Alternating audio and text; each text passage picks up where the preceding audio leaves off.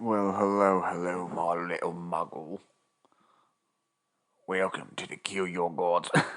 Guys, welcome to the Kill Your Gods podcast. My name is Jesse I am your host. As always, you might have wandered into this not knowing what the hell this podcast is. So let me give you a brief history. We started out as the I Hate Infinite Jest podcast, a podcast dedicated towards hating, of course, of mice and men. Now, Infinite Jest, that most annoying of hipster novels. I came to appreciate it over the 32 episodes and 1,100 pages. I came to appreciate it. I came to love chunks of it. Still a stupid fucking book. Oh my god. From there, we tried to parlay. I figured the show would just become, discussing and dissecting fandoms in general. Just, taking down very popular things. Pop punk music, Napoleon Dynamite.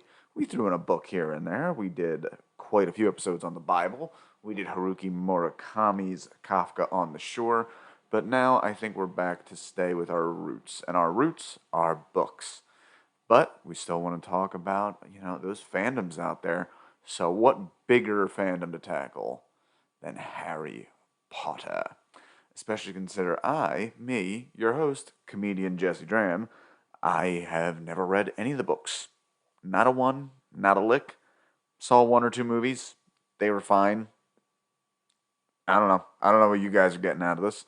So I figured we'd check it out. So, this is Kill Your Gods. The subtitle is going to be Comedians Read Harry Potter. And I'll probably change names some point in there too. We got a lot of books to get through.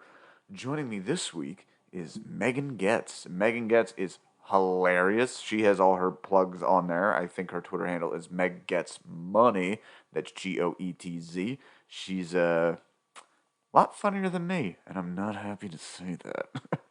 That Meg is great. Keep an eye out for her. She does comedy all the time, all over the place. She is a lifelong fan of Harry Potter. So she sat down with me, and we went through a summary of the first 5 chapters, and you're going to hear a lot of fun. We use a lot of it just as a jumping off point. I wouldn't say I hate Harry Potter. I don't know enough about it.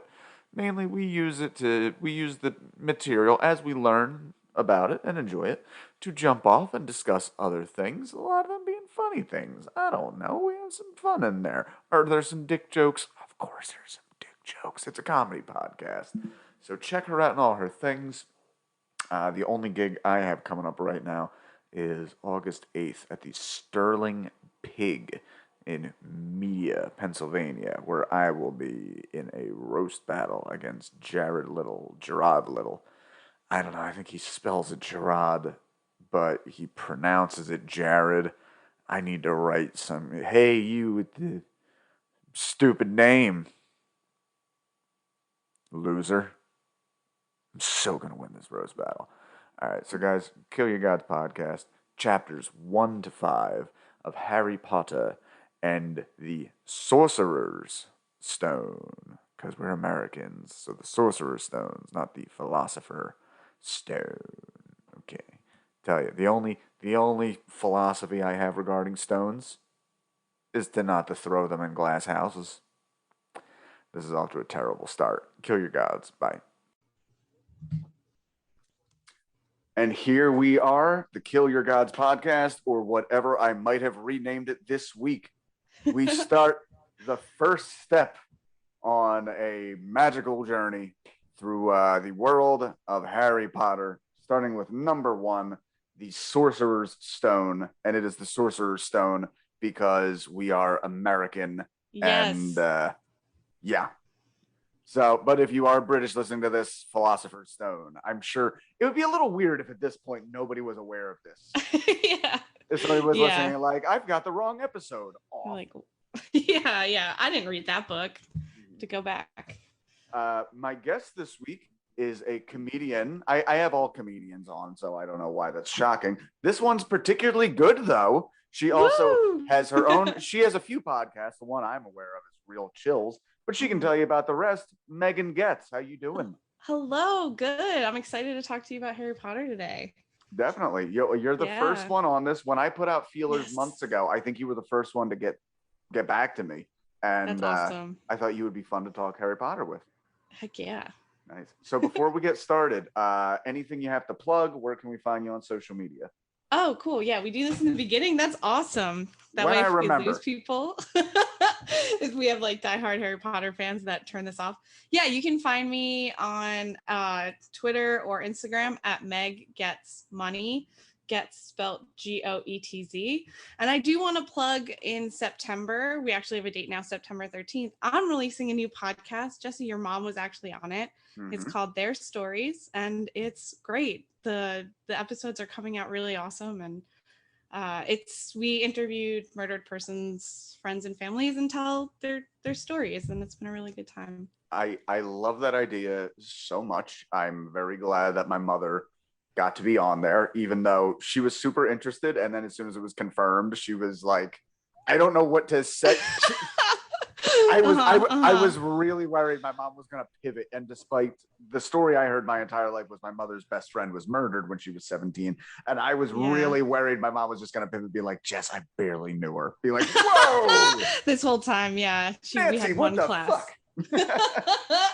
No, she did really great. And Mike Knobloch was on it as well. They both had these just really endearing stories. And I feel like I really got to know her, and I'm so excited. We've been editing it for a while now. I feel like your mom's like anxious to hear it, but we're still doing some touch-ups to it. I did like one final edit right before this, and it sounds great, dude. It's going to be awesome. Did you ever, I know she mentioned, did she put you in touch with her friend Jen with like the really bad story? I know that she reached out to a few people. Some people still weren't ready to talk about it, which is kind of interesting. After 30 years, it really kind of gives you a new perspective to know that this is like, it's not something that just gets lighter as years go on, so. Right. And there is a little, I know I'm a judgmental person, so maybe this is just me, but there is a little bit in the whole like murder as like titillating genre, true crime entertainment thing. There is a little icky separation from I'll actually give an allegory to that. I remember I was at a 24-hour horror movie marathon, and they play all sorts of silly splatter movies, but they don't announce any of the movies in advance that are coming up. And suddenly the next movie comes up, and it's a movie called Henry, Portrait of a Serial Killer, which is like dark, dramatic horror movie, somewhat based on real life events. And a bunch of people got up and started walking out. And it's like, you guys are only here for the fun stabbings. God forbid you have to look into the abyss and be like, oh yeah, I'm kind of entertained by mayhem. And face yourself. Yeah, that's really interesting. Yeah. Yeah, that is a part of it. I do think a lot of people were hesitant to be on the podcast because even when people say that they're not going to be shitty or they're not going to talk about the events, they tend to do that anyway. So I had a couple of people that are just kind of, unsure. So, which I totally get. I didn't pressure anybody that didn't want to do it. So, if anything, it just goes to show that it's so entwined into the story that us as humans, that's like what we want to hear. And the fact that true crime has been a thing long enough that there have been people who have been murdered whose final thoughts were, am I going to be on a podcast for this? Wow. And that's weird. That's a bummer. I never thought about that. I always assume like their last thoughts are like, oh no, like I'm dying. Not to be, I'm not trying to say this lightly or like I'm dying, not like thinking about a podcast, but that's nope. I'm thinking my favorite murder, here I come. Well, the other thing that I've learned through this is that sometimes these podcasts, and this the one that I'm doing is not like to like shake my fist at all the ones out there. Like I think they do serve some sort of sick purpose, and but I think this is me putting that judgment out there. And just like every other judgment I put out there, I don't even believe it myself. So I do think they should take more responsibility for the story. Like I've heard of them leaking details that the family of the murdered person have never heard before. Maybe we're trying to avoid things like that. Are don't do that. Like try to keep it so, or maybe I don't know. I just wish the families. The whole reason I made it was because I wish the families and friends would have any type of control of the narrative. So yeah, it's been really cool. Right. Well, yeah, super excited to check that out. Their stories. So let's pivot. Tell me about your love of this little boy wizard. I love Harry Potter. I love it so much. And I listen to your other podcast, like your other episodes. And are you going to shit on Harry Potter right now? Because I will fight you. Here's the funny thing. Going into this, my branding, I want to call the series "I Hate Harry Potter." I'm actually very ambivalent. I've liked a little bit I've seen, but I never really dug into it. The snobby truth is, by the time Harry Potter was coming out, I was already reading Kurt Vonnegut. Oh, yes, wow, you're way smarter than me. Yeah, nobody needs to like me. But no, it's I would have loved it had I read it at the time. But I am going into Harry Potter basically blind. I know some basic things, the spoilers and all that, but I have never read any of them, and I've only watched like 2 of the movies, and I couldn't even tell you which ones they were. Oh, you are in for a treat. I made Dan watch all of them over quarantine because he'd never seen them. So now he knows what they are. And it's really fun, like trying to see what he thinks about people that I know turn good or evil or, have twists to them. Yeah. Okay. So what is your personal story? Like, how old are you? How do you find it? What role did it fill in your life? It's actually a really cute story. And I was excited. I was telling Dan I'm excited to tell you it because you're going to have a hard time being mean after. So my dad, I was probably 9. Okay. I was probably like 9-ish when my dad started reading them. I don't know the timeline enough to know what year it was for like the books, but my dad would read them to us, both me and my sister. I'm a twin. And he would get so emotional because he was an orphan that had a really rough life and was adopted when he was 10. So he immediately like connected with Harry Potter and like was just filled with like the wonder and magic and was like instantly like this, I didn't become a wizard, but I found a family that loved me. And like, that was so he would always like he was all in, which made us all in. Okay. That is such a kicker when like something ultra cutting and personal gets to you when you're not expecting it. Yeah, and sorry, continue. No, I remember watching the Lost series finale, and this was a little bit after my dad had died. So it was just like, you know what? This season sucked. I'm glad it's over. And then all of a sudden, the main character's dead father arrives to escort him into the afterlife. I'm just like, oh my God. Oh. That gave me too good an opinion about that stupid fucking finale for years. And no one was with you on it. That's so funny. Yeah. He's just a big fan, and it's hard to argue with that, I think. Yeah. So you pretty much loved it from jump, followed the whole thing, like movie. Oh yeah. You were books first. Books first. I read them all like as they came out, pre-ordered those babies, read them in a day like a nerd, cried my eyes out when things happened. That last book, man, it's gonna hit you hard. And we went to all the premieres the night of, like the midnight showing. Mm-hmm. My dad wanted us to dress up, but he could never convince us to do that. The dad as the one trying to be like, I just think it'd be pretty fun if we put on capes. He's like, come on, it'd be fun. It'll be adorable. And like my sister's falling asleep in the movie theater. But I took to it. I wanted to be I wanted to do magic and have a pet that delivers mail and things like that. I thought it was cool. Well, let's get into some of the book. Actually, because this is the first one, I have some of the making of. Just like anything else with this podcast, interrupt anytime you have a comment on anything. So, J.K. Rowling wrote the book between 1990 and 1995. She said that while riding the train one day, she had the idea of a little boy wizard, and she wrote the first few chapters.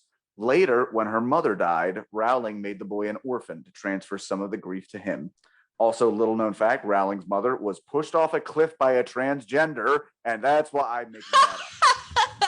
I was wondering if you were gonna, because I know some podcasts don't name her because of her transgression. So I thought, like, if you're gonna call her she who will not be named, I thought that'd be hilarious. Like, yeah. Is it too late to? Nah, I'll forget before the end of the next sentence. But but yeah, I want to talk about it a bit. I would definitely like to have some trans people on and get their opinions. Yeah, absolutely. But okay, she had some pushback from publishers saying that at 90,000 words, it was too long to be a children's book. was eventually accepted by publisher Bloomsbury after one of the Brass's 8-year-old daughters read the manuscript and raved about it. Yeah. Yeah. Funny how that happens sometime. Johnny Depp's first film role in Nightmare on Elm Street, the director, Wes Craven, was casting people, and his daughter actually said, like, you need to cast that Johnny guy. And his daughter was like 13 years old. He's like, wow. He looks like kind of a wimp to me. He's like, Daddy, the exact words are, Daddy, he's gorgeous. Yeah. Young girls, we hold all the power. Well, I'm not young anymore, but I might have. You're still powerful, Meg. Thank you.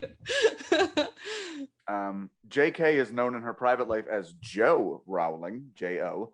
The publishers made her choose a more androgynous name as they believed the book was very boyish and boys wouldn't want to read a story written by a woman. So they forced her to name trans, basically, and become J.K. Rowling. That's happened a lot, I believe. Anyway, Meg, what's a sacrifice you've made for your art? I love all of the questions we're going to be talking about, but this one's funny. I mean, other than having to be friends with comedians, because that's a big sacrifice that I make every day. Yeah, that's a bad one. We're terrible people. I do think comedy in general takes up a lot of time, and I have missed events. It's gotten to a point with comedy and my family and friends where they don't invite me to things anymore because they just assume I'm booked and stuff.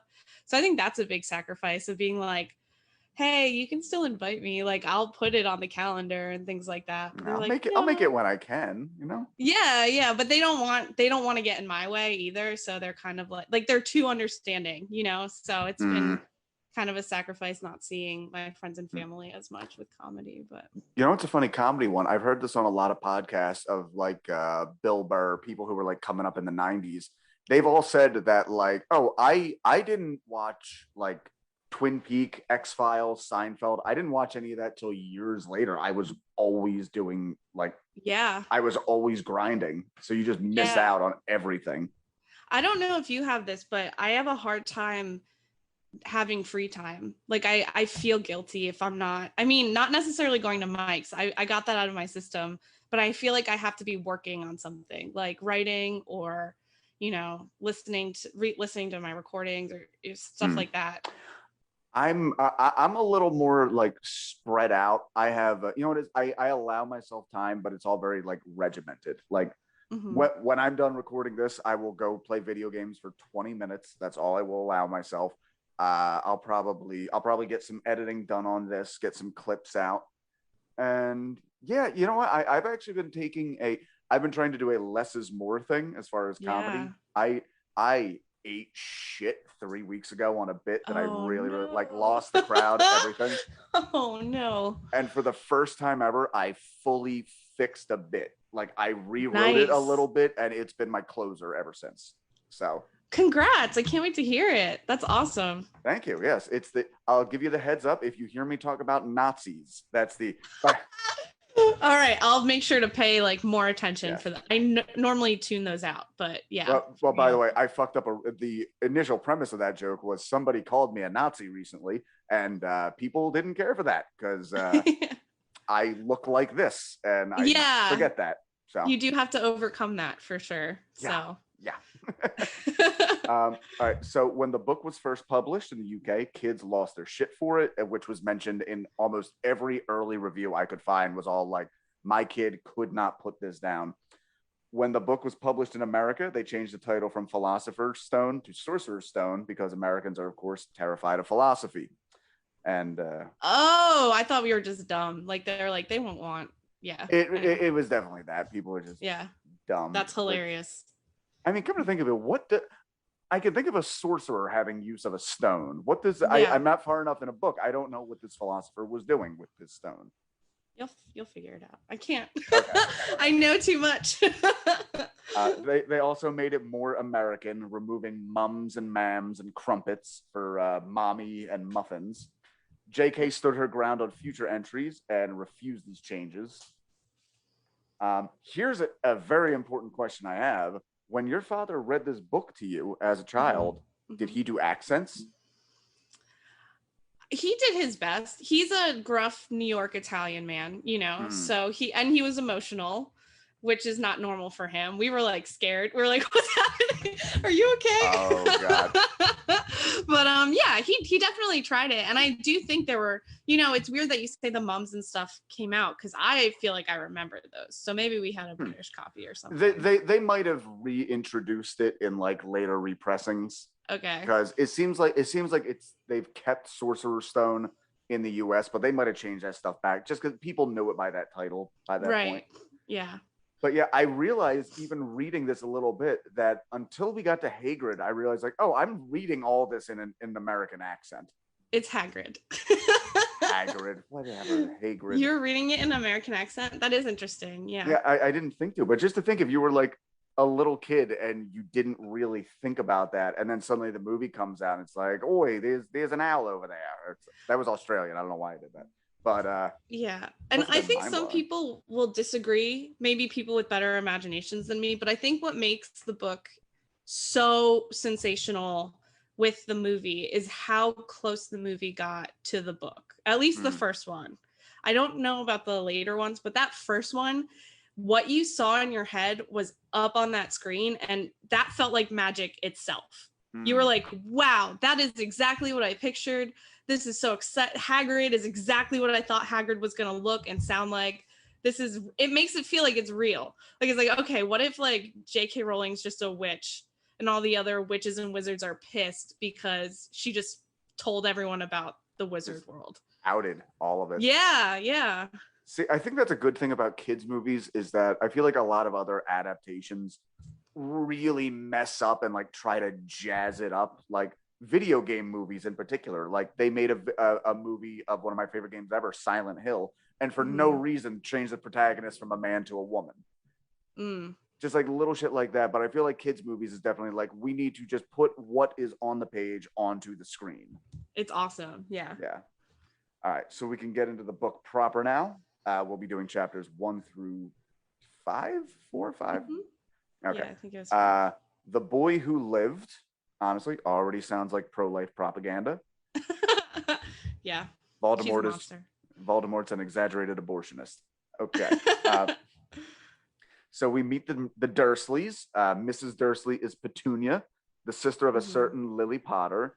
She is described as blonde and thin. We also meet her husband, Vernon, and their son, Dudley. Now, I need to let you guys know right now, because it'll never come up again, but these two are kind of chunky. It's not going to come up again every 3 sentences. So let's just let it. What is it about the English that they fetishize skinny people so much? I couldn't tell you. I don't think it's the British or English in general. I think it's the world. I think you'll look in most literature and you'll find that evil people are overweight. Like, look at Ursula. You know what I mean? It's just kind of an unfortunate thing. Look at Cruella de Vil. Yeah, we could go back and forth, but I do think that when I think of like real life people, and I think of like Bowie or Jagger or Twiggy or even Robert Pattinson, they're all like these very slight scarecrow people, and they're all English. I don't know. Yeah, I have no idea. The British are on a whole nother level. I feel like they're hard to keep up with. They like soccer. Like, what are we gonna do with that? Yeah, true. They're beyond help. Yeah. So this might be something lost in translation. I'm curious how it is culturally. The Dursleys are ashamed of Petunia's sister Lily, where it's a lot. Like, they make it clear she's the family weirdo, and family weirdos are typically just tolerated. But these two repeatedly, like, they're just disgusted that, like, she runs off with those weirdos. I think it's I don't know if this is just British or like also American culture, but I think the Dursleys are like the perfect example of keeping up with the Joneses. Like, they're like, they want to be the perfect family. They want everything to be perfectly normal and perfectly simple, and they want to be the best. You know what I mean? So when they see Lily and how different she is, despite how incredible that difference is, it's still a difference. It's still something that they find shameful because it's a secret. You can't really tell people about it, And we actually, go ahead. Sorry. No, what were you going to say? We actually read a little bit further on when Hagrid Hagrid. When Hagrid shows up and Petunia is just straight up like her parents loved Lily and they were so happy to have a witch in the family. So there is almost I feel like when the one kid just does the conventional thing and isn't rewarded for it, they get very spiteful. Oh yeah. Yeah. They are, it's like the I didn't want that anyway, you know, like I'm better because yeah. But I do think that like it is one thing that I had a hard time getting behind of like her sister is killed pretty violently and she's still like holding on to that. Like that's like a whole nother level. Like, I don't know. You can fight with a sibling, but if they're like, I don't know, killed violently, I feel like they talk about James and Lily as if they were like heroin addicts who died in a fucking alley somewhere. Really and now we gotta raise a baby boy. Like yeah, and he's gonna be just as bad. It's pretty awful. Yeah. So Vernon leaves the house to go to work, but he notices something odd. He sees out of the corner of his eye a cat reading a map. He also notices a bunch of owls, people in capes.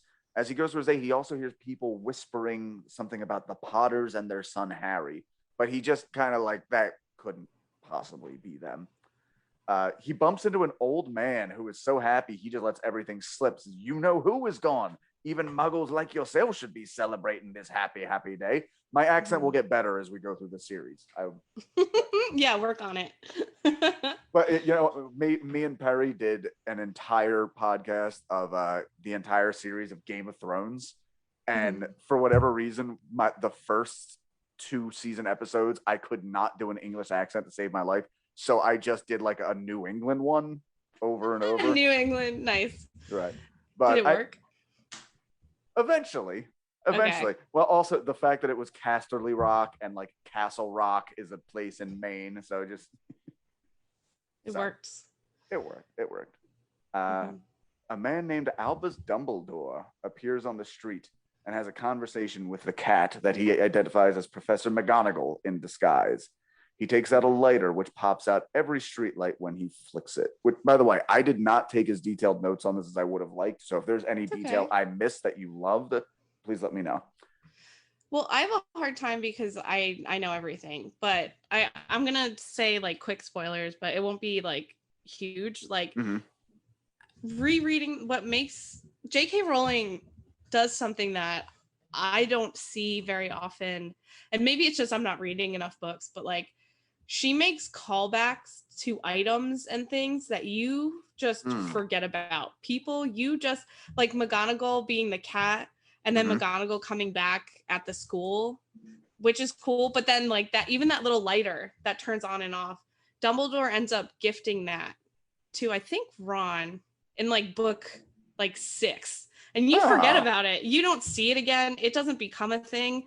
And then she just brings it back and you're like, oh, holy, like literally it feels like every little detail right now just seems kind of like she's painting a story or whatever, but she uses it in the entire series. It's wild. That's awesome. I love payoff like that. Yeah.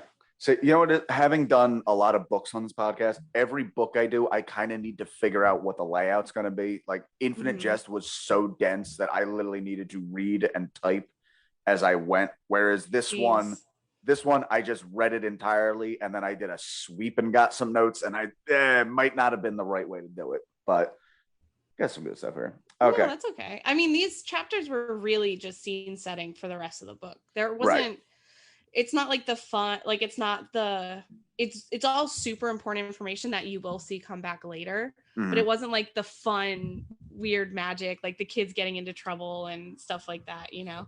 Right. We're having very much are you familiar with the concept of the hero's journey? Yeah. Yeah. So we're very much at that, which those of you who are unaware, this is something that gets factored into almost every Hollywood screenplay that is even similar to something like this, where somebody like they are nobody, but it turns out they have this great thing about them, a call to adventure, but they need to be a little, ooh, I don't know first, and then jump in, and everybody's happy. From The Matrix to Star Wars, they all use the same kind of template. But that's what I kind of like, that I also think is a really fun and interesting part, is that had Harry started in a wizarding family, introing us as readers into the wizarding world would have been so much more challenging.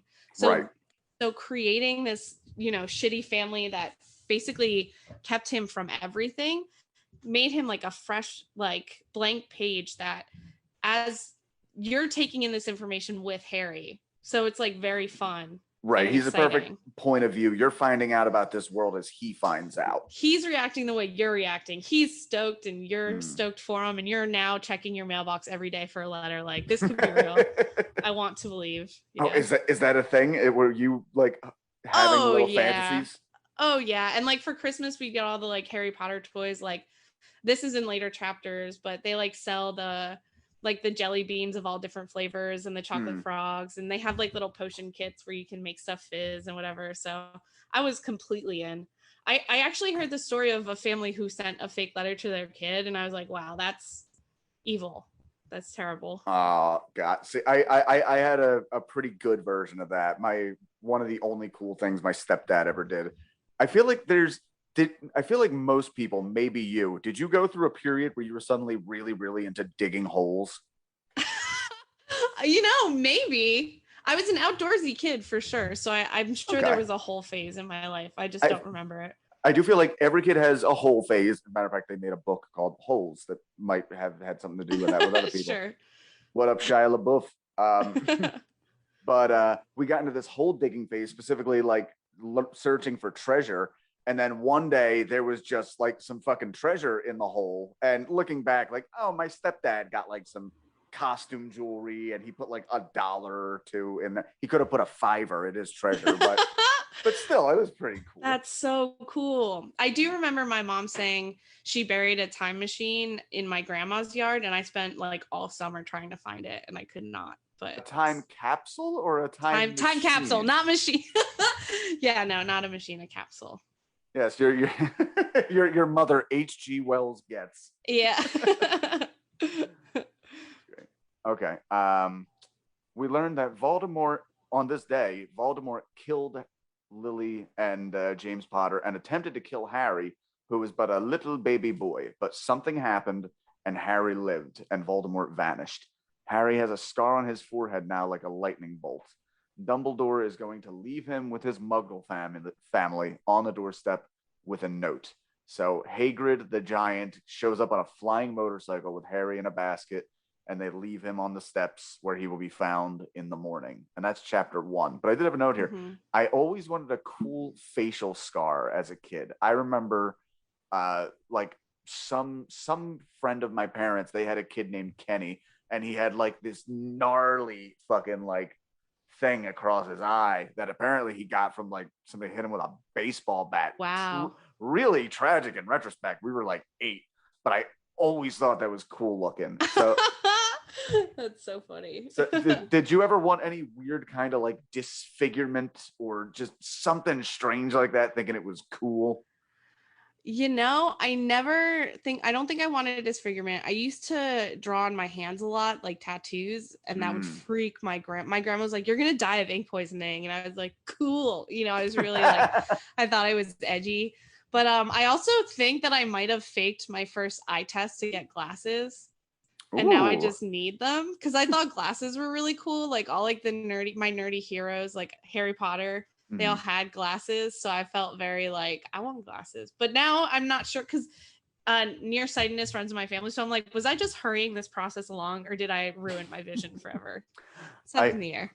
I forget who I heard did this, but somebody had a story about having a crush on a girl when they were like really young, like elementary school, and having the idea to pretend to go blind for sympathy. And he kept up the bullshit all the way to the hospital, and his mother beat the shit out of him afterward. That's so funny. I have a way worse story. In college, I was at a party where these were my friends' friends. I didn't really know them that well, but the one kid pretended to be deaf at the party, and he met a girl there, and now they're married with a kid. So, Is he still keeping that act up? No. I think he told her like that night, but it was just ridiculous seeing it and being like, I can't believe this is working. Like, I can't believe she's talking to him because he's like dancing off beat and looking confused. Oh, wow. It's so embarrassing. So this is where it gets into weird. I've seen people like fake maladies like that. Like I had an ex who used a wheelchair. She's not the faker, but she had Okay. but she had a roommate who started having like sympathetic kind of like similar problems, and then like, oh, I need a wheelchair now. I have a degenerative disease. And then like 3 weeks after she moved out, we're seeing pictures of her fucking skateboarding on Facebook. Oh, wow. That's Yeah. awful. I could never, like, I've heard stories of people like faking cancer diagnosis and things like that as well. Mm-hmm. And it's just like the stress. Like, why, dude? The attention you get is not worth the stress of having to keep up a lie like that. It's like way too much. Well, the ultimate Munchausen's. I think there was a woman in like the 60s or 70s who had like child, like infant after infant die of sudden infant death syndrome. And then eventually they did some research and like, oh, you've been murdering all your children to get sympathy, like 7 of them. Yeah, not good. Yeah. Anyway. I'm going to go on the record saying bad. Would not recommend. 0 out of 10 stars. My bad Yelp review of infanticide. Okay. The Vanishing Glass, Chapter 2. 10 years later, and Harry Potter lives in a... I wrote Dickensian nightmare, but he's pretty chill about it. He's accepted his fate, I think, at this point. Yeah. He lives under the steps. 2 parental figures hate him. His cousin Dudley hates him. And worst of all, Harry has to deal with fat people. Gross. Again, it's in so much of this book. Dudley gets straight Cinderella shit. Dudley gets tons of presents for his birthday, and he's so spoiled that he breaks them. And of course, Harry never gets any and has to live in a cupboard. Dudley throws a fit when he counts there are 2 presents less than last year, which I was surprised to see him in the book described as blonde, because I just remembered him from the movie being brunette, like brown hair. Like, they do not seem like people that should be interesting to look at in any way. Well, because he's blonde, like that's more interesting. Yeah, I don't know. I don't know if he's just taking after his mom, but maybe. I also think they emphasize his size. I don't know why about the dad, why they do it to the dad, but for him, I think it's just like the sheer difference when he's like wailing on Harry. Like it's like such a clear, like he's humongous. And Harry's like this little guy, like so extra sympathy for Harry. It's just like he's a big giant bully, So yeah. But one of the things I find myself wondering in this book a lot is for how much they seem to hate Harry Potter. Like when they get the chance, they are so hesitant to get rid of him. Well, they hate him, but they know he has powers. Right. It's like they also hate what he has the potential to become. His potential. So this entire time, they've kind of been like gaslighting him to think that he's nothing. And they wanted him to live a normal life, not knowing about magic. If they had it their way, they would have never told him about magic. And he would have just been like a normal dude. Because they thought they were going to be able to like extinguish the magical part of their family if they just ignored it, basically. Yeah. And unfortunately, I feel like this is something you see sometimes, especially with like deadbeat dads and shit, where they like start so much drama to get like custody of their kids and then spend like no time with them. I have my poor goddamn nephew. His father is into drugs, and like every 18 months or so, he's like, I really want to be in his life. And every minute he spends with the kid is calling his mother a bitch. And then he gets hooked on something else, and then he's just gone again. Sheesh. Yeah. I don't know if I don't think they feel that way. Like, I think later in the book, you become more sympathetic to them. Like you start to feel okay. But for most of the books, they just suck. Like They're not emotionally attached to Harry. They're not sad that he's no longer under the stairs. They're worried about what he's going to become if he becomes a powerful wizard, But, and like I said, it's interesting that, and again, I realize this is a children's book, so it's not going to be so realistic, but you would think in situations like this with, Harry being abused and neglected and an orphan, he shows 0 signs of trauma or PTSD. He doesn't attempt to please his aunt and uncle at all, which is something you see with a lot of abusive cases like this. Like, oh, well, I'll just do my best to impress you. He's just kind of like, whatever. I'll get by.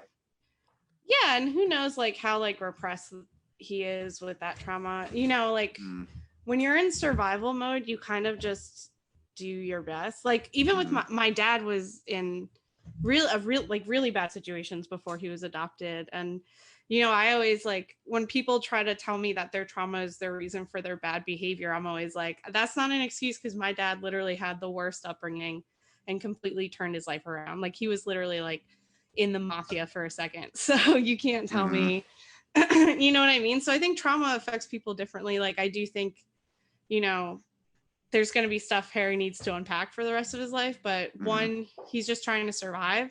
So I think the more he fights back or whatever, the worse the Dursleys are to him. And two, you know, trauma makes people do different. Like I don't think it's the same across the board. I don't think you always become violent or like mean-spirited because of it. I will just say where we are right now in chapter 2 of the very first book, somewhere in the series, I hope fully grown Harry just like beats the dog shit out of Mr. Dursley. Just like beats him with a not even magic, just beats him with a broomstick. Yeah, just, you know, takes out a knife or something. Yeah, no, that's so funny. Yeah. Yeah. You do feel angry. There is a lot of like, and I think that's meant to happen, you know, like there's a lot of like lows. And so I feel like there's a lot of like low points and then rewards from her. Like where like, if he had just a normal life with a loving family, it would almost be bittersweet that he was going to Hogwarts. It would be a decision he had to make, like, oh, my loving family and friends and support system, or this world I kind of knew about. You know what I mean? So it's almost, sorry, what were you gonna say? No, like when he gets that invitation, he's a little unsure of himself, but he's not leaving anything behind to go to he's Hogwarts. so ready. He's so ready to go. It would have been a much different book if he had like the love of a family, you know? Yeah. And as of right now, he doesn't even know what really happened to them. The Dursleys have told Harry that his parents died in a car crash. There are little magical hints that pop up here and there. Like they cut Harry's hair one day, but it all grows back the next day. Petunia tries to force a sweater onto Harry that keeps shrinking until it's the size of a doll's sweater, which that's usually what happens to me when I gain weight over the holidays. Yeah, been there. Dudley's friend Piers shows up. Typically, they tend to ditch Harry for the day on Dudley's birthday, but the typical weird old cat lady has a broken leg, can't watch him. Begrudgingly, they bring Harry to the zoo with them, even though this infuriates spoiled, fat little Dudley. And there's a lot of like fish shaking at Harry, like, all right, we're taking you to the zoo. Don't you fucking do anything. Don't you goddamn enjoy it? Don't you look at any of the animals? Yeah, that's so funny. And there's even the small detail where I forget what it is, but they get in some, the two boys, Dudley and Piers, get in some argument about something, and I think the ice cream person, they get ice cream, and the ice cream person's like, what's for the other lad? And they don't want to publicly out how much they hate this child, so he gets like his first ice cream ever. Yeah. He's kind of getting like residual love, and he's very happy to get it. He's stoked. He's like, yeah, best day ever. Harry ends up having a conversation with a snake. Like, he doesn't even realize it's happening. When Dudley and Piers notice, they mock him and punch him in the stomach and start fucking with the snake. Magically, the cage glass disappears and the snake begins chasing them. Vernon must realize this is Harry somehow, because he does punish him for it and tells him he's not leaving the cupboard for weeks. Harry would dream some relation would come and take him away someday. So that's chapter 2. So you're getting here that they do treat Harry poorly, but this is the first where it does seem kind of like we're trying to rein in this behavior we know you're fully capable of. Yeah, well, yeah, they think it's like a curse, you know? They're like, you need to control this curse that you're burdened with, basically. But yeah, he has no idea what's going on. Like, he doesn't even know why he thinks they're like coincidences, honestly. He has no knowledge of magic. And the snake part's really interesting because it comes up so huge in the second book. So even not following the series at all, it was not any part of my life. I am still aware of parcel tongue as like a concept. Yeah, and only like certain people can speak it. And the snake also comes back. And I thought it was interesting that it's like adios. Like in the book, he's like the snake. He could have heard him say adios, see ya in Brazil or whatever, which is weird because I thought it was a certain snake that's in the other books who's like a lot more badass than that. So I wondered, like, because that's what they say. They say it's the same snake that's later on. So I'm like, maybe that's not true. Maybe that's just a fact that gets passed around. That's not actually, you know? Maybe. And oh, by the way, so coming off a month of reading the Bible for this podcast, obviously a thing there in talking to snakes, which is a very big deal in the first book with, the apple and whatnot, which Harry is being tempted with the, there must be an allegory there that this is the first time this happened and Harry is being handled knowledge of himself by a serpent. Yeah. Maybe. You think she did? I wonder if she actually did all of it on purpose. Like, you think she just fell into it? As somebody who is trying to write a novel right now, you will literally get it's the stupidest thing. It's so cool when you read it, but literally it's like, oh, I could shoehorn this in here. It's never like, it just kind of comes to you. Yeah. She's the queen of that, honestly. But yeah, it's nice. You get a real sense of Harry's like personality in these two chapters. Like he's like just super humble, wants to help people, like just wants love, just wants affection. And that really, I feel like they really try to nail that, like hammer that into you, that he doesn't want money, he doesn't want fame, all he wants is his friends, his family, and to like be happy. And that's like his journey. That's like the actual thing he's chasing, like the entire series is just happiness. Like aren't we all? Okay. Yeah. Chapter 3, Letters from No One. Yes. Dudley has been accepted to his father's private school alma mater, Smelting, which is such a ugly name, yeah. but it's so perfect. They could have called it Feather Pinchins or something like that. Harry has to go to stinky old public high school. There's probably fat people there. One day, the mail comes, and for the first time ever, there's a letter addressed to Harry. Not only that, but it is specifically addressed to the cupboard under the stairs. Vernon snatches it and rips it up before Harry can read it. This keeps going on where like they even move it, fearful that someone was aware of their neglect. Vernon, or being watched, Vernon allows Harry to move into the second bedroom where Dudley keeps his mostly broken toys. But the next letter just comes addressed to that bedroom. And I do like the idea that Vernon starts sleeping by the mail slot just so he can intercept any letter enough that Harry steps on his face one day.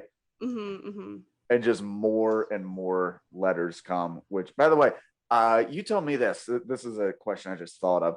As a little kid, I loved getting mail and so rarely got it. Were you like that too? Yes, absolutely. The thought of getting mail that was like cool, actually, for me, like so exciting.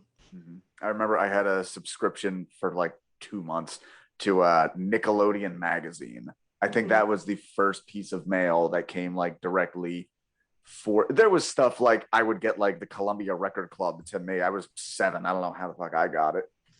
I don't know if your school did this, but in elementary school, we actually had our own little mail system. No. And some of the students got to be like a postmaster. So you would write like your friend's name and their like homeroom, classroom. This was elementary school. You were like learning how to write letters. And then you'd write like a cute little note and then you would give it and then it'd get sorted and brought to the right classrooms. It was really cool. That is so anachronistic. Could you imagine kids being taught how to mail letters in school right now? No. It seems like that is not something that possibly happens. I'm old, Jesse. But yeah, it was fun though. I feel like it's such a waste of time. Like they're probably learning more math or something now instead of how to send mail. But it was cool just writing stupid notes like, what did you have for lunch? Okay, bye. And then just throwing it like in the mailbox. Like, all right. Oh god. During quarantine, fellow comedian, the darling Ellie Summerling sent us. Yeah, she sent us a letter that was like very nicely written out. And that was a fun thing that occupied us for a few weeks of, cabin fever and madness. Yeah, I think wax seals are really cool too, but not enough to be a wax seal person. I'm almost there. we did those on our wedding invitations, and so worth it. It's so fun to put together. So fun. It looks awesome. Yeah. Okay. Cool. We're actually going to a wedding this weekend that also had a wax seal. So fancy. Mm-hmm. Okay. So no matter how they avoid them, more and more letters arrive every day, 20 at a time. Mr. Dursley takes extreme measures, puts the whole family in the car, and takes them to a cabin on a small island in the sea to avoid the letters. While they're all in a pitching sea and rain, a large boom comes. And Chapter 4, The Keeper of the Keys. A gigantic man appears at the door, and it's Hagrid the Giant. Hagrid. There you go. Hagrid greets Harry warmly and immediately starts verbally abusing the Dursleys, which I'm the best right away. Which again just makes me all the more just wish for an adult Scottish man just like cursing like, "Hey, you fat fuck, what you been doing to my?" And he does right away with the great line. So funny. Vernon raises a gun to him, but Hagrid grabs it and ties it in a knot, which gave me the thought, what a different story this would have been if he just like put two right between Hagrid's head. If he was just like the CPS or something. Like... Yeah, just a little bit of a quicker shot. And Harry's like, what the fuck was that? Like, I don't know. They have to the end. They find some rocks and try to weigh him down into the ocean. Oh, man. God. Yeah, it would be awful. He starts cooking up some sausage in the fireplace and notices Dudley eyeing them up, where he quips, "Your great pudding of a son don't need any more fattening." Burn. Dude, I love books that like describe food. Describe the give me like all the detail. Like I love that. I'm like, that sounds awesome. Yeah, they do. How do they describe it? He has like a giant. It's like sizzling. Yeah. Like a poker, or what are those things called? It's not a tong, but it's like this skewer. I don't know. He puts 6 sausages on a metal thing and sticks them in. Mm-hmm. God, I'm out of sausages, and now I want one. See, that's what happens. I'm trying not to eat meat during the week, but oh, nice. Yeah. Hagrid learns that the Dursleys have told Harry nothing about his true past, not his parents, the existence of magic, nothing. And Hagrid is pissed. And yeah, I love seeing him angry so far. Yeah. Yeah, and it's so reasonable because he's like, now I have to tell him all of this stuff, like. And right away, you get the feeling for him that like he himself doesn't feel up to the task, so he's almost. Yeah. I was also going to say, sorry, I didn't mean to cut you off. In the first chapter, I thought it was kind of fucked up that everyone was celebrating when they knew that also meant that the Potters died. Like, it wasn't like a somber, like, oh man. It was like, fuck yeah, let's light firecrackers. Anyway, that's interesting. I mean, I guess this guy had been such a menace that even if 2 people had died, I mean, it's like, yeah, if Inglorious Bastards was a real thing that actually happened and 2 dudes died taking out Hitler, I think it would mostly be on Hitler. Oh yeah, he was that level. He was murdering people left and right. Like it was a big deal, but so Voldemort is basically magic Hitler, and Harry finds out that he's basically magic genius Jesus. Yeah, pretty much. Yeah, and not only that, he's world famous. He finally gets to read the letter they've been snatching from him, stating he's been accepted to Hogwarts Wizarding Academy and a list of things he'll need before his term begins. Could you imagine being just a regular little kid and finding out, not that you're magical or whatever, that you're secretly famous somewhere? You're a big deal. I could not fathom. I would not be as humble as Harry. Like, he did a good job. I would be so excited. And if people gave me shit, I'd be like, fuck off. Fuck off. I'm the reason I'm the reason your parents aren't fucking dead in Azkaban or like at the bottom of an ocean right now, idiot. Like, magic Jesus, suck my dick. Show some fucking respect. Put some respect on my name, you know? Right. Like, Yeah, so I would not be humble, which is why I'll never have something like that happen to me because the universe knows. so so yeah, I remember as a little kid reading that and being like, oh, even taking fame out of it, like when they read the list of supplies, I think this might be later though, but like the cauldron and Oh yeah, that's coming up like right now, so you can talk about that. oh my god, I would lose my mind. Like even just a cauldron or like quills and stuff, just the nerd in me is like, yeah, I want to go to this school forever. Sure. Nice. Yeah, even when I was a little kid, it wasn't. I was fascinated by famous people, and I wanted to be like them, but it wasn't necessarily. I looked up to musicians. Like at Right. like 4 or 5 years old, Freddie Mercury was like a god to me. He was already dead, and my family was nice enough not to tell me. Oh, that's so cute. And sad. When'd you find out? Did they Uh, just tell you one day he died? Like, oh no, he died 10 years ago. I think the word got around to me. It was 3 weeks ago. Oh my god, I'm so sorry for your loss. Nah, I noticed he hadn't aged much recently, but Right. nah, I think I was 7 or 8, and I found out. Funnily enough, I remember there was a girl. Devastating. There was a girl I went to school with who, as a little girl, had a crush on the '40s actor Cary Grant, and so she found out he was dead and cried, and they were like, "He's been dead for like 40 years." Being a So kid is weird. It's hard to grasp. it is, yeah, especially just like dying stuff. I tried writing a sketch once that I still might try to produce. Was I wanted to explore the concept of somebody who had been so sheltered by their mother that they were unaware of the concept of death overall. Damn. Yeah, That's again, I'm trying to like how do you bring levity into a sketch? Like anyway, how we'll talk well, about it. I have a lot of questions. no, I can be real quick. It's played by Neil Wood, so he's a gigantic man. Love it. Yeah. All right. Basically, this woman goes to a party and she's thanking the person hosting the party, saying, "Oh, thank you for letting me bring little Timmy. I couldn't get a babysitter." And then in walks a full-grown man. So That's hilarious. so he's not little, but his mother has just convinced he's convinced that he's the shit, but he's just like in his 30s, and he sees an old person in a photo on the wall. He's like, "Oh, you got old people too. Yeah, so what'd you do? You sent? Oh, they're no longer with us." Like, "Oh, gotcha. Yeah, same with my grandma. So you sent him to the moon too, right?" Okay, that's really funny. I like that a lot. Yeah. Okay. All right. I'm glad I interrupted this entire Harry Potter thing. No, worth it. Sketch. If you would like to fund the Little Timmy sketch, Venmo at jessedraham. Okay. Ooh, we get the explanation. Is muggle supposed to be a slur? Because it feels kind of like a slur. So it's no, it's not actually. Okay. Okay. The one that's a slur that I almost felt bad saying is mudblood. That comes up later. I knew that.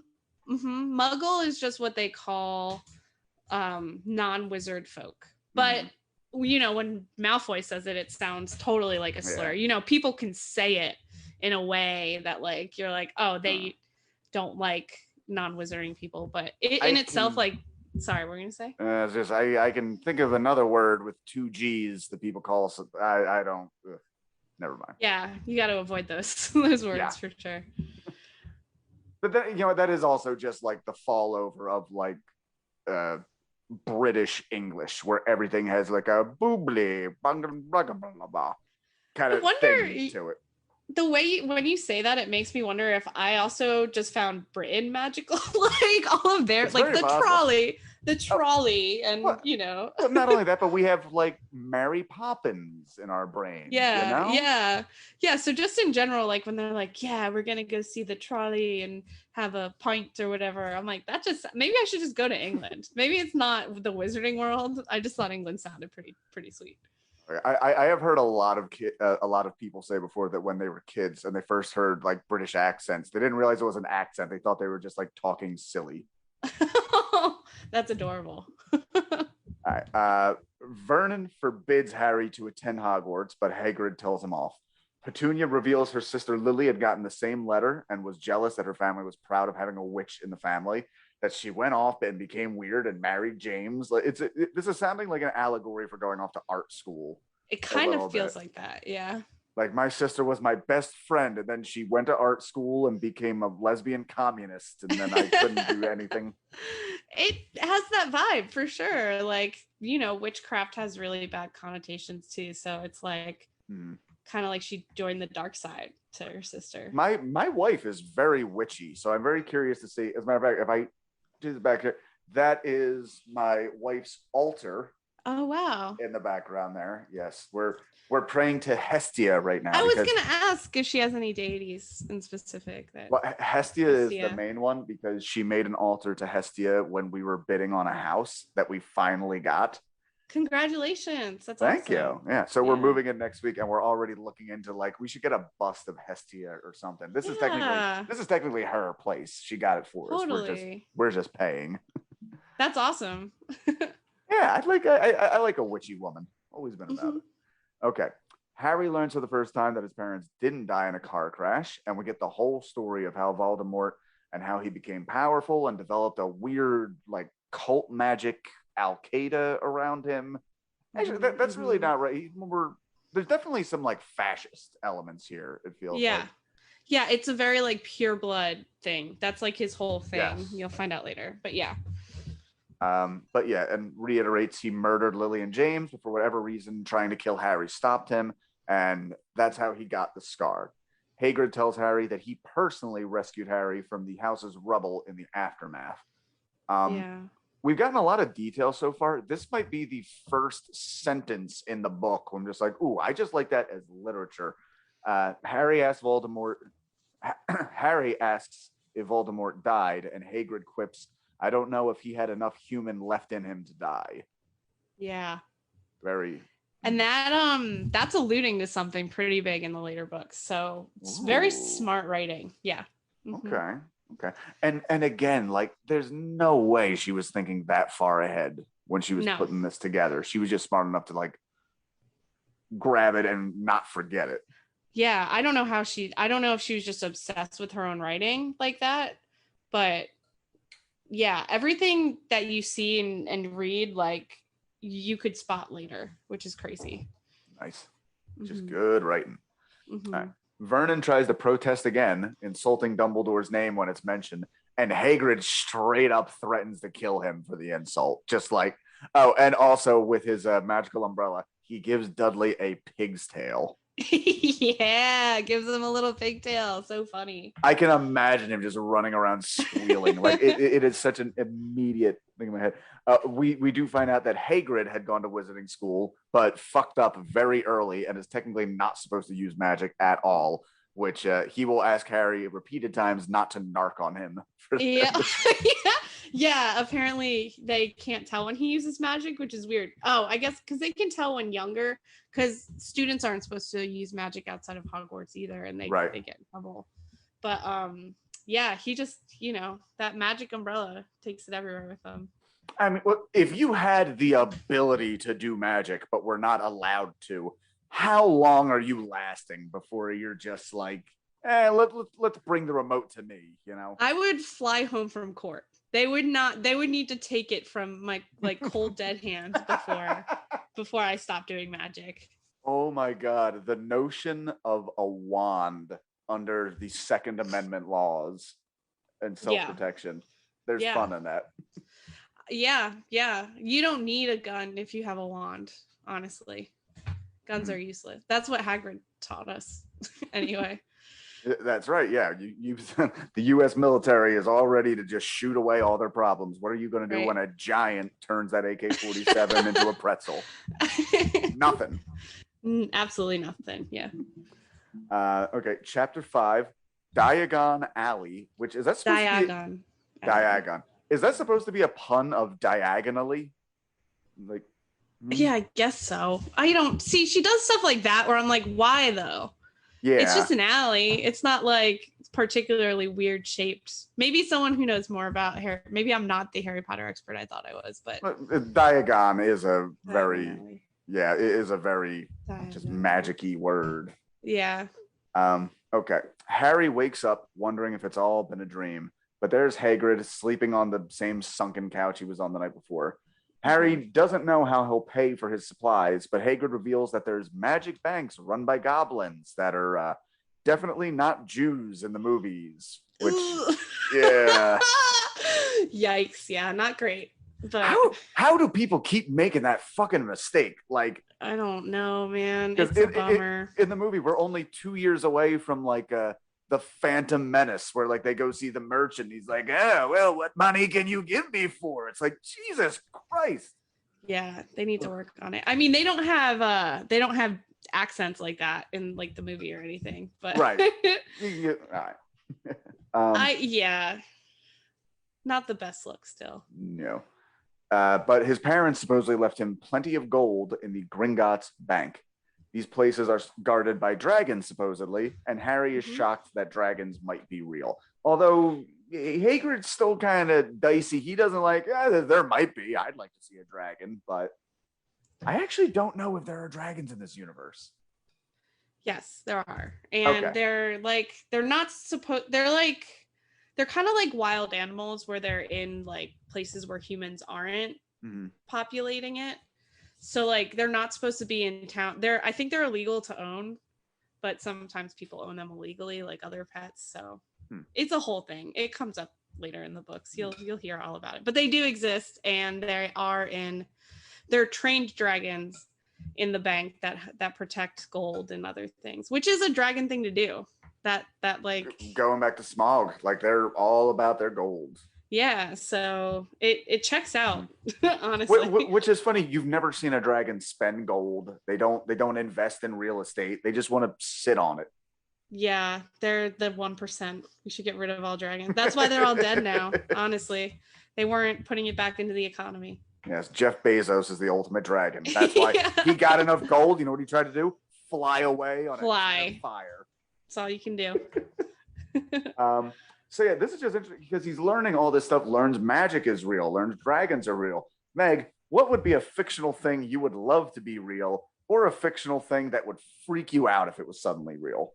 Okay, so I feel like the obvious answer is magic. God. Oh, yeah, magic. No, God. I mean, maybe God. I don't know. A lot of rules. I think magic, but this is my creepy answer is if I could have one fictional thing be real, it'd be the Salvatore brothers from Vampire Diaries. I don't know enough about them. Tell me about the Salvatore brothers. They're just hot vampires, and they're broody, and I just would like to know they exist. I think it'd be really funny because one is like, it's like the classic, like one is like a Civil War guy and the other one is just like the good one.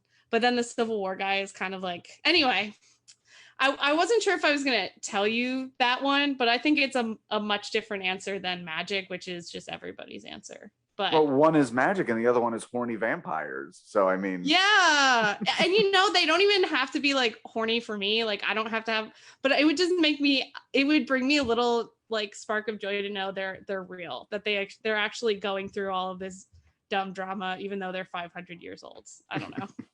Just makes me happy. So the fictional thing I would love to be real. I'm going to be a dickhead and say the afterlife. Obviously, people don't know that, but it's something that might be. You said okay, so I don't know if the listeners know, but sometimes you send some of the questions. Yeah, I wrote in the notes ghosts. You wrote ghosts, and I was like, I'm going to bring this up to Jesse. Ghosts are real. So check. You don't have to mention that one. I'm going to have to listen to Real Chills podcast. Yeah, I have never seen a ghost, and I want to. Okay. Yeah. It's like this is like dating in my 20s. I would love nothing more than a girlfriend, but they don't seem to exist. I feel like we've talked about this on the podcast where it seems like the people who want the least to do with ghosts are the ones who have the most interactions. It's weird. I don't know why. I don't know why when you're like thirsty for them, they're like, nah, screw you. But it's always the person. Yeah. Why is a ghost got to play hard to get? I don't know, man. They just do. Thing I would hope would not be real. I think zombies would be a very upsetting. No, like just imagine a loved one dying. It's the worst moment of your life, and then you need to put a fucking arrow through their skull 30 seconds later. I always think, like, because of my need for contacts, like if there was some sort of like zombie apocalypse or like nuclear war, like I'd just be fucked. Like the second I don't have glasses or contacts, I would just have to like kill myself. Like, anyway, zombies are terrible. Even slow ones, even like the warm body zombies. Have you seen that movie? The warm body zombies. Warm Bodies. I'm gonna sound like such a creep to you. Warm Bodies is a movie where like a zombie falls in love with like an alive person. Okay. And then it kind of changes him back to like, it starts changing everybody back to human. Okay. But I've seen versions of that story. Life After Beth has been the best one I've seen of that. Have you seen that? No, but I'll definitely check it out. Aubrey Plaza comes back as a zombie, but she's like still sentient. She doesn't realize she's a zombie. Oh wow. And her boyfriend is just happy to have her back, but it's so good. Yeah, so he, like, in this one, the main character is like a guy zombie, and he's just going through the motions, and like he when they're out like hunting or whatever, they like, he ends up actually like killing her boyfriend. I'm giving you way too much of this movie, but he takes her back, and he doesn't know why he's doing it, and slowly he starts becoming more human through like interacting with her. Anyway, all I'm saying is like they're probably the softest zombies I've ever seen, and I still would want no part of them being real. Yeah, it's a lot. It's a lot.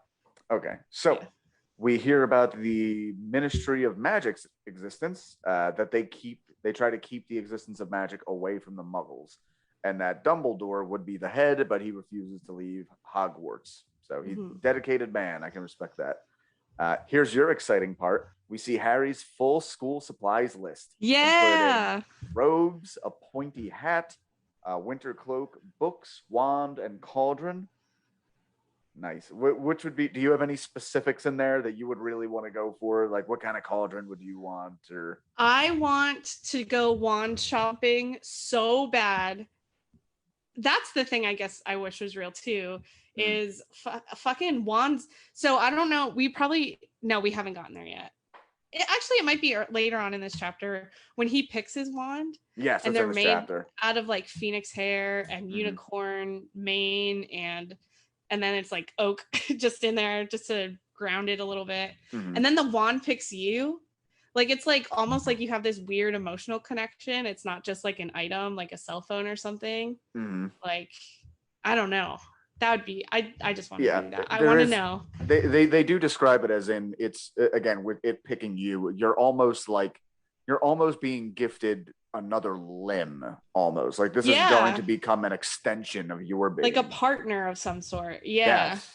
It's really cool. I don't know. I would love to see what it looks like. I think you sold me on it. I think I want a wand now. Right? Yeah. But not like one that they sell at Harry Potter World. I want like a real magic one. Yeah.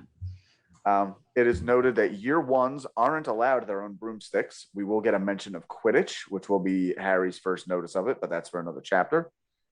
Harry and Hagrid travel to London. They stop at a pub called the Leaky Cauldron, and all the patrons immediately recognize Harry Potter and rush up to meet the famous boy who lived. Yes. That's got to be weird. Like, it's one thing to be told you're famous, but then to have like a bunch of old creepy people in a pub being like, "Let me shake your hand, young sir." Yeah, I don't know how I'd feel about that, because I don't really like adults. Especially as a kid. Like, I feel like as a kid, I'd be stoked that my peers like me. But like, if adults all wanted to talk to me, I feel like that'd be a curse. I'd be like, no, not me. Yeah. Like, if not the wrong guy. I remember even just like meeting my dad's friends that I didn't know, and they just like stoop down and be like, "Last time I saw you, you were only this big." Like, yeah, I don't fucking know you. Get away from me. Yeah, I don't remember that. I was too little. Yeah. Yeah, it's like they have dirt on me. I don't know them, but they know me very well. Yeah, totally. A magic opening in the wall leads us to a marketplace. As he shops for supplies, we get an interesting scene where Harry is fitted for the wand, with the shopkeep, whose name is Ollivander, insisting the wand chooses the wizard. He tries several, some of them similar to his parents' taste, but finally one causes a warmth in his hand and a stream of red and gold sparks. The shopkeep freezes and notes a curiosity to Harry. that the phoenix feather in his wand gave only one other feather to another wand, its brother, if you will, and that wand belonged to you know who. And that comes up later too. This book is so fun. Nice. But I do like that it doesn't, that wouldn't even need to pay off. It's already like, ooh, there's a symbiosis. Kind of cool. But it but it's like, and again, it doesn't pay off like next book. Like you find out like anyway, I'm not sure what, but it's later. You forget that they say that, and then it just comes back and it's so fun. The wand is a 13.5-inch U. Ollivander says a very strange thing. It makes sense, but this is like a level of complexity emotional complexity that you do not see in a children's book, where he says he expects great things from Harry, as Voldemort did horrible things, but they were great in magnitude. That kind of like gave me chills, because like thinking about it like as a kid, it kind of alludes to how much pressure is going to be put on Harry as a 9 or 10-year-old. From the second he gets into this world, he's expected to do great things. And I mean, obviously, if you don't even have to read the books to know, like, he exceeds those beliefs, but it's something that kind of haunts him, I feel like, throughout the series. It's an immediate, one of the things you find is like, oh, well, in my previous life, I was nothing, but there was no obligation nor expectation of me. And now people are expecting me, if this guy comes back, spoiler, he fucking does. Yeah. It's up to me and my lightning scar. God. To fix it. Yeah. There must have been so many. I wonder if there were kids who were into Harry Potter and then they reached like their teen years, and there's a lot of like cutting happening then. I guess you can't cut on your forehead because it's like very obvious. I feel like it'd be hard. I know us as kids would like draw on our foreheads and stuff, but I don't know anyone cutting into themselves. Well, look, you can find somebody somewhere, I guarantee. Oh, yes. Tried to, absolutely. Yeah. Harry is still confused why everyone thinks he's special. He feels out of place, like everyone's mistaken. But Hagrid reassures him and gives him his ticket for Hogwarts on the 1st of September. And that is the first 5 chapters. Meg, I feel so bad we didn't get further into this. It's okay. I was surprised too at the end, because I continued like reading. Now I'm gonna have to finish this damn book. Thanks, Jesse. But I was surprised that this isn't even a big spoiler, but he waits a month before going to. Yeah. Like, it's not like you would think they would get the supplies and then just go to Hogwarts. Right. They're really chancing Vernon Dursley there, because like Hagrid shows up, fucks him up a little bit, and then tells Harry like, okay, go spend another month with them. I'm sure they won't take this out on you in any fashion. Right. Yeah. So that was weird. But yeah, the first 5 chapters, it was nostalgic, and it was impressive to see the scene setting, and you kind of forget about the Dursleys. You get kind of like obviously engulfed in this magic world, so you're like, screw the Dursleys. So it's like, oh yeah, like this is why you hate their guts the entire series, but it was still fun. Again, I'm looking forward to more of the Dursleys. I'm looking forward to Harry beating Dudley to death with a high-heeled shoe or something in Half-Blood Prince. That's it. That's it. Dudley is the prince, and he loses half his blood when Harry shanks him in the spine. All right. Yeah, Meg, thanks so much for doing it. Like I said, I wish we could have done a little bit more, but like, you know what? This is going to be a long process, and we should have like a baby step into this. But I will definitely, I'm going to do the whole series, so I don't know that many people. I'm sure I'll have you back. Yeah, definitely I'll be back if you want to talk more Harry Potter. And thanks for having me on at all. It was really fun. It is one of my favorite series, and for a lot of emotional family reasons. So it was cool to get to sit down and talk to you about it. Let me ask you right now, if I could have you back for one episode to discuss one part of one book, which book would it be? Oh, no. Forget the one part. Just go with the book. I want to talk about the end of Goblet of Fire. The last couple chapters of Goblet of Fire. I will keep that in mind. I that was one of the movies I saw, so I remember a little. The ending, it gets so crazy. That was I remember when I saw that in the theater, again, having only seen it out of like the corner of my eye. And I was with my cousin who is a huge fan of those books, and they told me after, like, yeah, the books take a very sudden pivot to dark. Yes. And that's what we're going to talk about. And that does seem to be one of the great things about this series is much like another British export, the Beatles were so great because they grew with their audience. Like, yeah, I felt like I grew with it totally. But I was a good age when things started going south for the Harry Potter world. So definitely. Right. All right. Well, Meg, thank you so much. If you could tell us again the plugs, what you got coming up, where we can find you social media. Thank you. Yeah, you can find me on Twitter or Instagram at Meg Goetz Money, Get spelled Goetz. And really, if you could just go to Spotify and subscribe to their stories, and you might have to look up my name with it. I would really appreciate it. It comes out in September and it's going to be great. So thanks. I can't wait. If nothing else, go listen to the episode with my mama. And, yeah. Because I really want her to get attention for the thing that made her fucking smother me and be overprotective in my childhood. All right, gonna end this like I end every episode. I'm gonna stop recording, but me and Megan are gonna talk for a little bit, and you're not welcome to that. See you next week, guys.